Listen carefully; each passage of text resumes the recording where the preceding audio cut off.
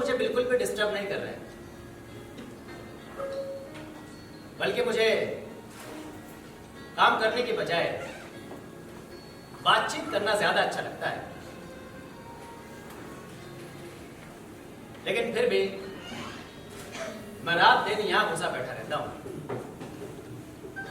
और सर पे सिर्फ एक ही धुन सवार रहती है कि मुझे कुछ लिखना चाहिए, कुछ लिखना चाहिए, कुछ लिखना चाहिए।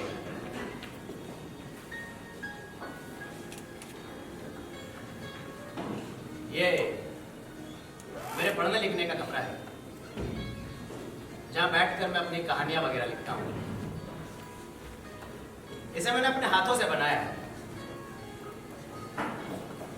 अपने हाथों से लकड़ियां लगाई, बल्लियां बूढ़ी, इसीलिए इतना भद्दा और खराब दिख रहा है। और हाँ, छत पे लीक करती है, ये ठीक मेरी मेज के ऊपर। लेकिन मैं इस मेज को यहां से हटा भी नहीं सकता। यहाँ नीचे, मेज के नीचे फर्श में एक बड़ा गड्ढा है जो इस मेज की वजह से छुपा हुआ है। और हाँ, इस कमरे को बनाने में मुझसे एक गलती और हुई कि मैंने इसको बनाने के लिए टीले के साथ वाली, यानी पहाड़ के बगल वाली जमीन को चुन लिया। अब जब भी कभी तेज बारिश आती है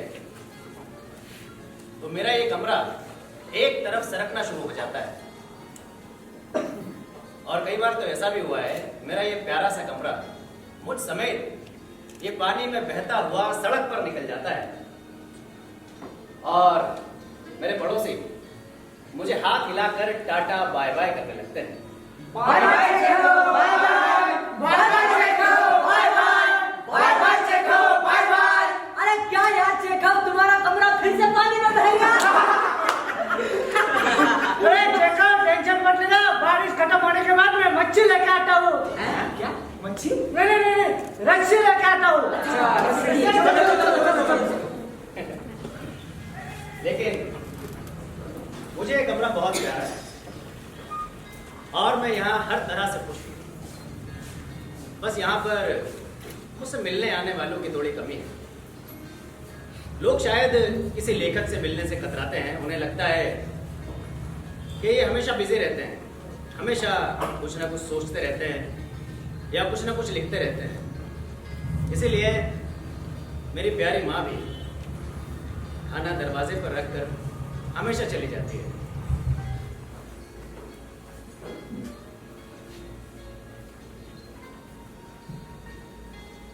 जिस वजह से मुझे बरसों से गर्म खाना नसीब नहीं हुआ है। हाँ, लेकिन जहां तक लेखन का सवाल है तो मैंने लेखन बहुत किया। मुझे लगता है जरूरत से ज्यादा ही किया। इसलिए कभी कभी जब मैं खिड़की से बाहर झांककर देखता हूं तो मुझे महसूस होता है कि जिंदगी कितनी तेज रफ्तार से दौड़ी चली जा रही है, मुझे पीछे छोड़कर दौड़ी चली जा रही है। और तब मैं अपने आप से एक सवाल करता हूं कि आखिर वो ऐसी कौन सी ताकत है जो जबरदस्ती मेरे हाथ में कलम थमा देती है और कहती है लिखो, लिखते रहो, रात दिन, दिन रात, एक पेज के बाद दूसरा पेज, एक कहानी के बाद दूसरी कहानी, एक उपन्यास के बाद दूसरा उपन्यास। इस सवाल का जवाब भी मुझे मिल जाता है बहुत आसान सा, कि मेरे पास दूसरा कोई विकल्प नहीं है। मुझे लगता है कि मैं पागल हूं। हाँ, पागल। आप डरिए मत, लेकिन मैं थोड़ा थोड़ी या काटना वाटना नहीं करता हूँ। हाँ, लेकिन मुझे अटकाव के दौरे अक्सर आते हैं। हाय चेखो, कैसे हो यार? मैं बहुत अच्छा हूँ। आप कल मेरी बॉक्सिंग की मैच देखी? मैंने बॉक्सिंग को इतना मारा ना, बहुत मारा।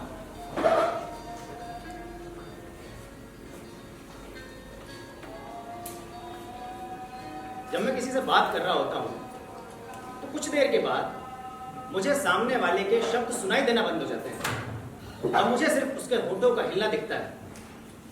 और जवाब में मैं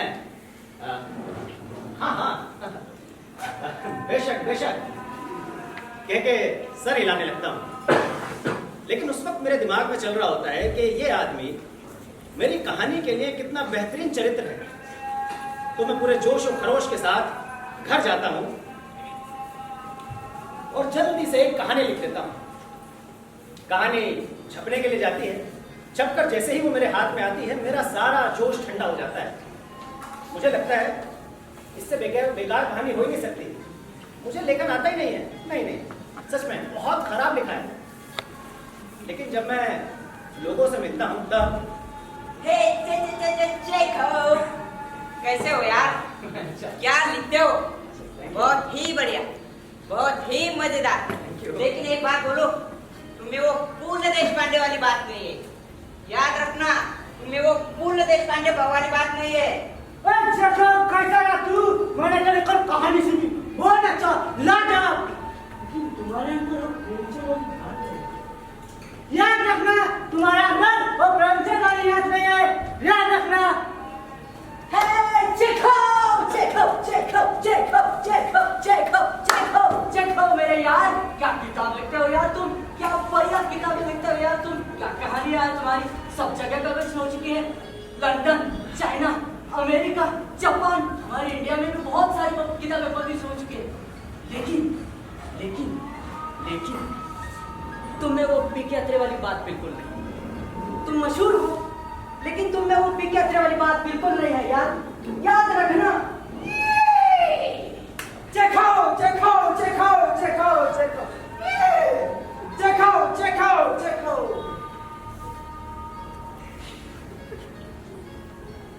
चेखव, मैंने तुम्हारी कल वो लिखी हुई कहानी पढ़ी।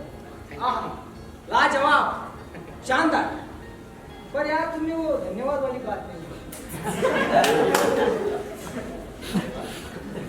अरे वो वाले धन्यवाद याद रखना। मगर वो धन्यवाद वाली बात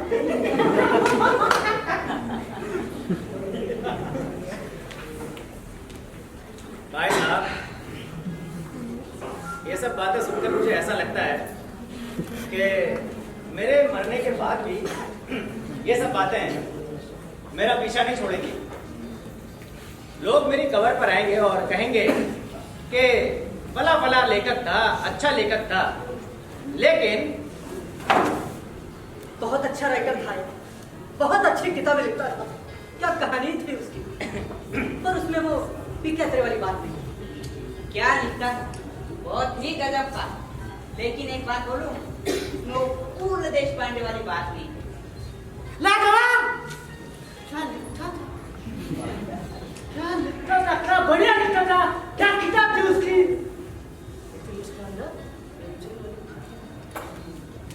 सही कह रहे हो यार, लिखता बहुत अच्छा था। क्या कहानियां थी उसमें और उपन्यास। पर यार उसमें वो धन्यवाद, सही बोल रहे हो, सही बोल रहे हो, सही बोल रहे हो।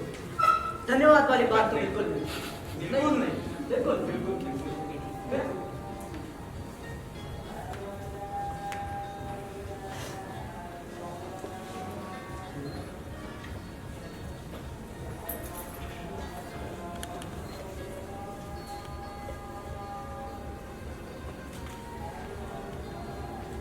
मैडम, मुझे समझ में नहीं आ रहा है। मैं बहुत कंफ्यूज हूँ कि ये लोग मेरी तारीफ कर रहे हैं या मेरी बेइज्जती कर रहे हैं। इसीलिए मुझे लगता है कि मुझे लिखना छोड़ देना चाहिए और कुछ और करना चाहिए। लेकिन क्या? मैं लेखन छोड़कर क्या करना चाहूँगा?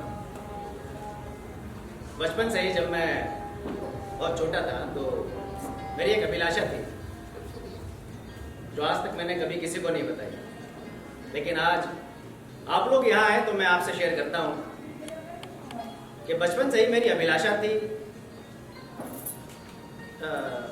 एक मिनट, मैं माफ़ी चाहूँगा आपसे। एक मिनट, एक आइडिया है, छोटी सी कहानी का है, बस वही नोट कर लो।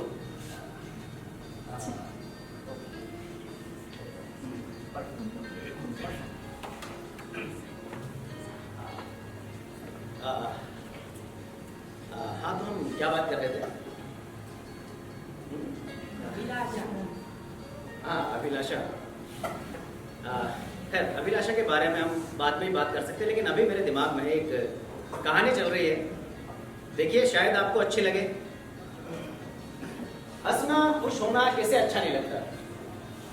हाँ, हंसने की बात से याद आया कि इंसान सभी प्राणियों में सिर्फ इसीलिए सर्वश्रेष्ठ है कि वो हंस सकता है।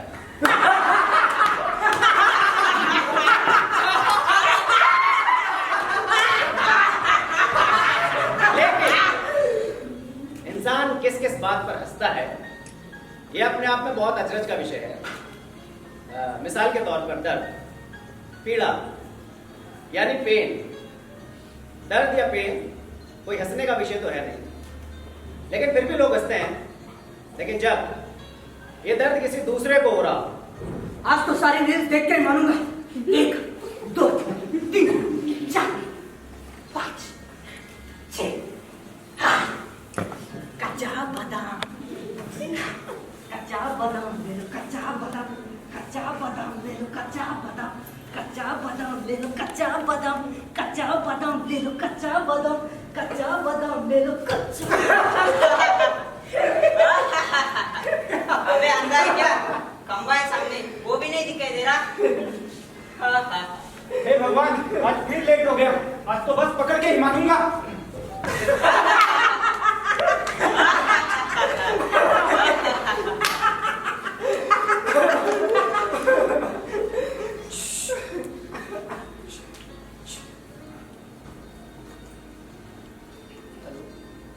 अब पिल्लू, अरे अब तो आप रे युक्ति साहब, अरे बाप, आलोमी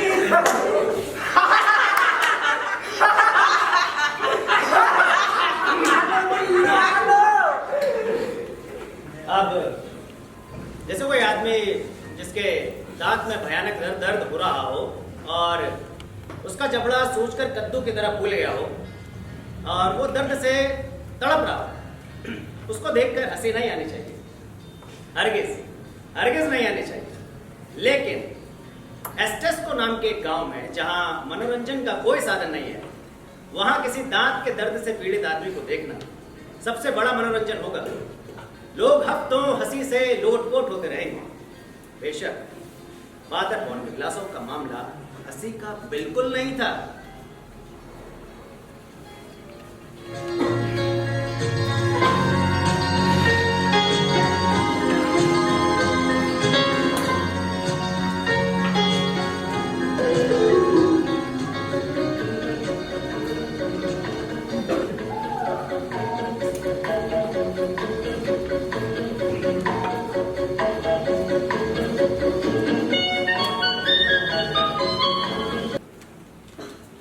देखते हैं अखबार में क्या लिखा है। बड़े मजे मजे की अखबार में खबरें छप रही है आजकल।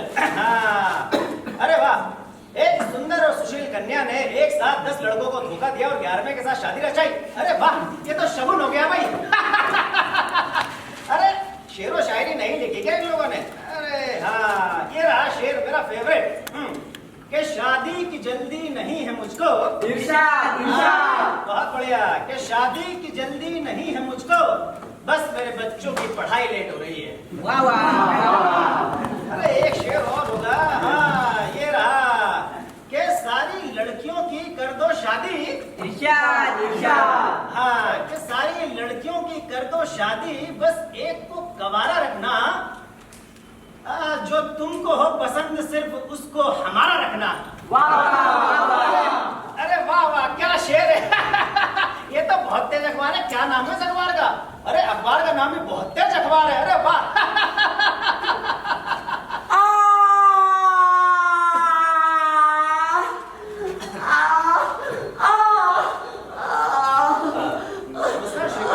कहिए, कैसे आना हुआ?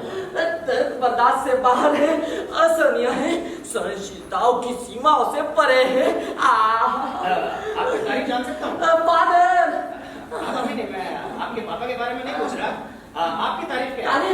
तारीफ उस खुदा की जिसने मुझे बनाया। तो बस सही है कि एक नमूना बना दिया। नहीं, मतलब मेरा मतलब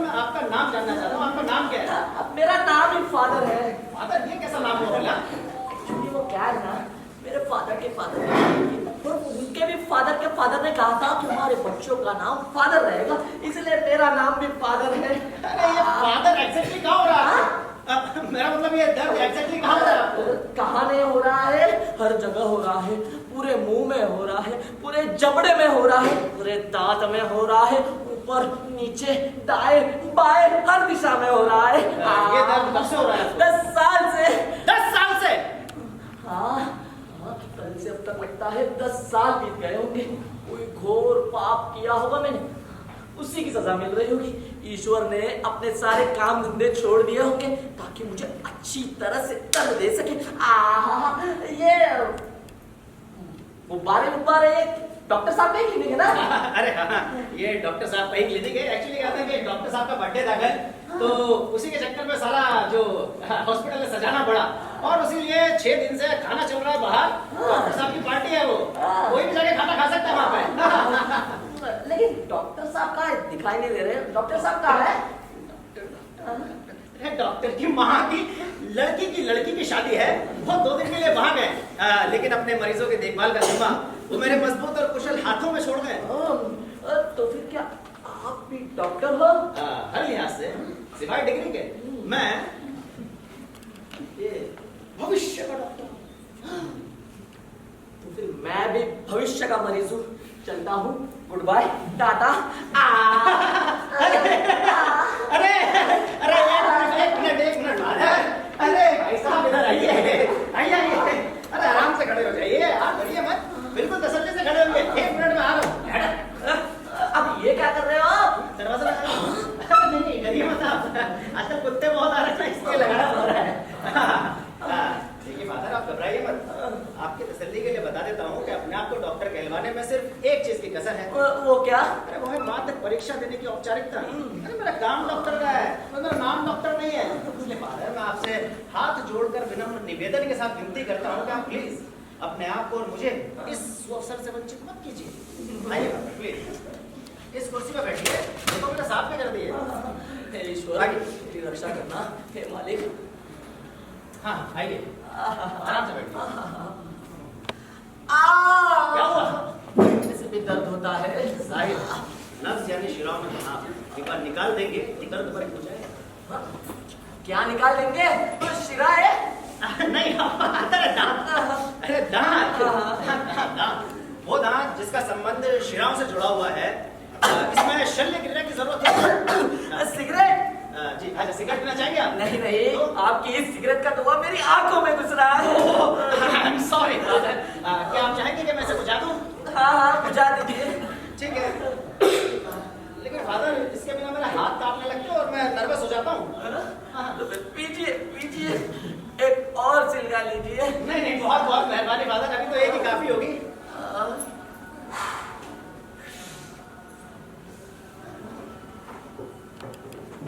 अब ये क्या कर रहे हो आप? सिगरेट के धुएं के छल्ले बना रहा हूँ।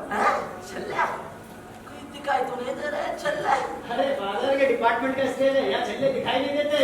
अगर आपको असली में देखने हैं तो शो के बाद मोनोस में मिलना, आपको छल्ले में छल्ला। चलिए काम शुरू करते, आइए। चलिए, आप तैयार हैं? थोड़ा सा पीछे हो जाइए बस। हिम्मत रखिए फादर, बहुत आराम से काम हो जाएगा। मैं इसको खोल रहा है ना। ये गांठ किसने बांधी है? निकल गया, हो गया। अब देखते हैं कि क्या गड़बड़ है। मैं परमपिता परमात्मा से और उसकी सभी संतों से आपके लिए प्रार्थना करता हूँ कि सबका आराम से करना, मुझ पर दया करना। माय डियर फादर, हम विज्ञान के युग में जी रहे हैं। योग्य और कुशल हाथों से तकलीफ नहीं पहुंचा करती। अब सीधा बैठ जाना, नाक में उंगली करे जा रहा है।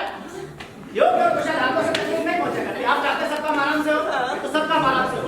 बोलिए, तैयार हैं आप? वेरी गुड, चलिए वो बोलिए आपका। सूअर की तरह मुंह मत बनाइए, इंसान की तरह मुंह बोलिए। वो बोलिए ना प्लीज, आप मुंह खोलिए फादर प्लीज। आप मुंह खोलो, अगर मुंह खोलो ना। आप मुझे डांट रहे हैं। I'm so sorry father, मैं जज्बात की राह में बह गया था। Father, I'm really sorry, मैं सच में जज्बात की राह में बह गया था। Father, please, मुंह खोलिए ना। आराम से करोगे ना? अरे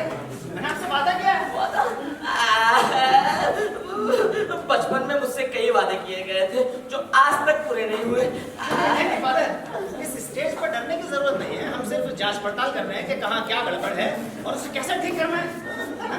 चलिए फादर, मुंह खोलिए, मुंह खोलिए, मुंह खोलिए। अरे मुंह खोलने का नहीं खेल रहे, होल्ड करके रखना फादर, अब मुंह मत बंद करना। वेरी गुड, एक मिनट, अब देखते हैं क्या क्या गड़बड़ है। शाबाश, ये ना, ओए लकी तू तक ही कर रहा, ओ बाहर निकल साले, मैं तेरा मुंह तोड़ देगा। ओए ये तेरा प्योदा मुंह है, ओए बाहर निकल।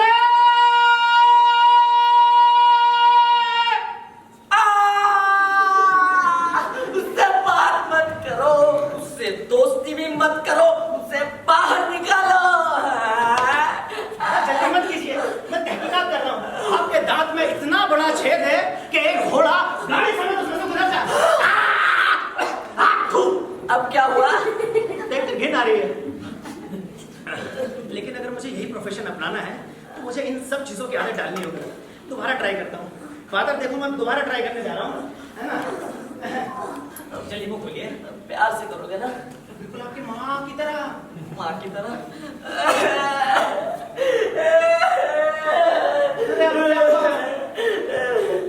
मेरी माँ मुझसे बिल्कुल प्यार नहीं करती थी। लेकिन फादर, मैं आपको माँ की ममता तो नहीं, लेकिन बाप की बापता जरूर ट्राई करूंगा। ये क्या कह रहे हैं आप? I am sorry father, actually जज्बात की राह में बह गया था। Father I am so sorry. Father आइए ना प्लीज। देखिए फादर, अभी इस स्टेज पर सिर्फ हम इतना करेंगे क्योंकि आपके दांत पर हल्के से फूंक मारेंगे, क्योंकि हम देखना चाहते हैं कि शिराएं किस सीमा तक प्रभावित है। इसमें तो कोई डर नहीं है ना? वेरी गुड, चलिए आइए, वापस आइए। ये देखिए मैंने फिर से कुर्सी साफ करी, आइए बैठिए। ठीक है, मैं एक पफ लूंगा। चलिए फादर, लाइए मुंह खोलिए, पंखा ना खोलिए, मुंह खोलो ना।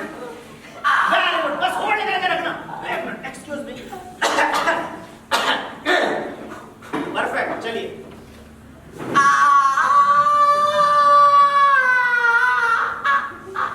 फादर, आपके लिए एक महत्वपूर्ण जानकारी है। क्या? शिराएं बहुत प्रभावित है।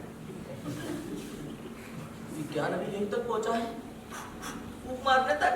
नहीं नहीं नहीं नहीं, इससे भी सही निष्कर्ष सामने नहीं आया।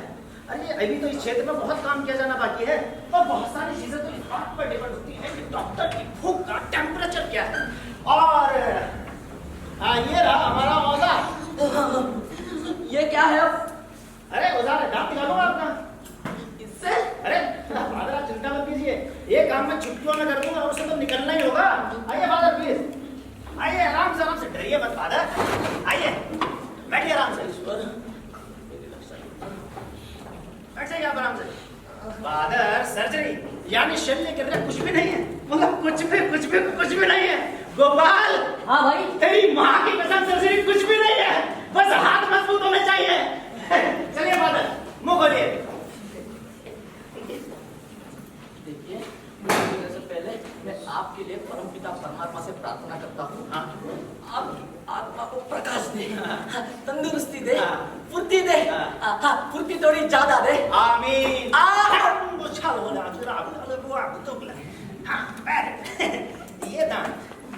ये दांत तो आसानी से निकल जाएगा। मानता हूँ कुछ दांत परेशान करते हैं, लेकिन सिर्फ वो दांत जिनकी जड़ें बहुत गहरी होती हैं। और आशा करता हूँ परमात्मा से आपने खोखली जड़ों की प्रार्थना की होगी, है ना बात? चलिए मैं ट्राई कर रहा हूँ। ओके, अरे ये क्या कर रहे हैं? छोड़िए, छोड़ दीजिए, शाबाश, है ना? चलिए देखिए फादर, अगर मुझे आपका दांत निकालना है तो मुझे इस हाथ की आवश्यकता होगी। प्लीज छोड़ दीजिए, छोड़ दीजिए। आप मेरा हाथ छोड़ रहे नहीं छोड़ रहे? एक मिनट छोड़ो। ये क्या कर रहे हो आप? बार बार मेरा हाथ पकड़ लेते हो। अगर इस बार आपने मेरा हाथ पकड़ लिया ना, मैं आपकी आपने मेरी उंगली खींच दी। I'm so sorry फादर, मैं जज्बात की राह में बह गया था। फादर I'm so sorry, लेकिन आप मेरी बात समझने की कोशिश कीजिए कि अगर हमारी दांत पर पकड़ मजबूत नहीं होगी तो आधा दांत टूट जाएगा, जो उसकी जड़ है, जो सारा फसाद की जड़ है, वो आपके मुंह में रह जाएगी। इसलिए फादर प्लीज थोड़ा सा कॉपरेट कीजिए। चलिए आमीन बोल लीजिए।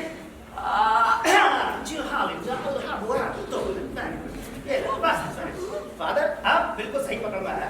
अब मैं कुछ भी करूं आप मुझे मत रोको, ठीक है? मैं वैसे बहुत सारी समस्याओं का सामना कर रहा हूं, आप उसमें इजाफा मत करो, ठीक है? अब मैं काम शुरू करने वाला हूं।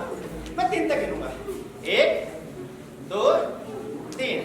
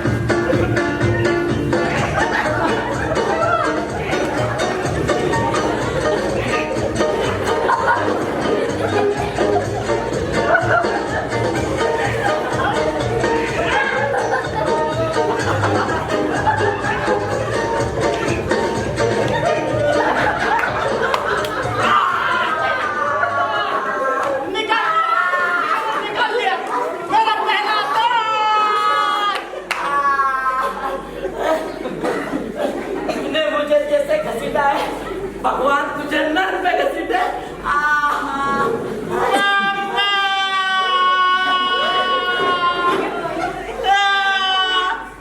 मुझे पता था यही होगा, सिर्फ आधा दांत टूटा है, इसकी जड़ इसके मुंह में रह गई, सब गड़बड़ कर दिया तूने।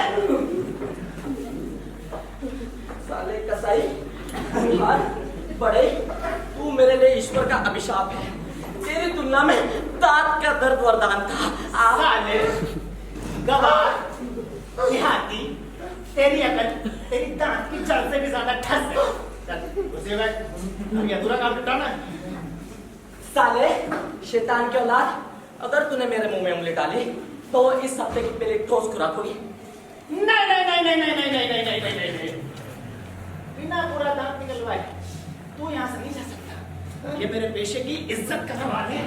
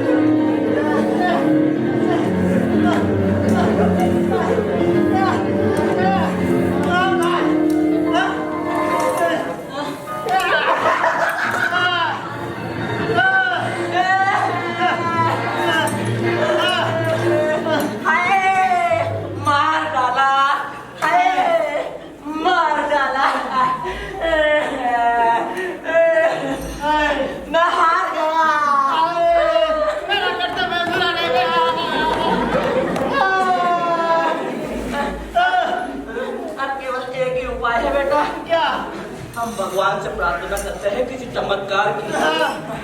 हे परमपिता परमात्मा, हे परमपिता परमात्मा, मैं इस भले डॉक्टर के लिए प्रार्थना करता हूँ। मैं दुखी प्राणी के लिए प्रार्थना करता हूँ, उसका हाथ सदा रहे, इसका मुंह खुला रहे, दोबारा इसमें कोई गलती ना हो, इस बार भी मुझे काट ना ले। हे भगवान मदद कर मेरी, ये भी मेरी, हे भगवान मदद करो मेरी, ये भी मेरी, हे भगवान मदद करो मेरी। वो भी मेरी। हे भगवान मदद करो मेरी। तू क्या देख रही है? तू भी मेरी।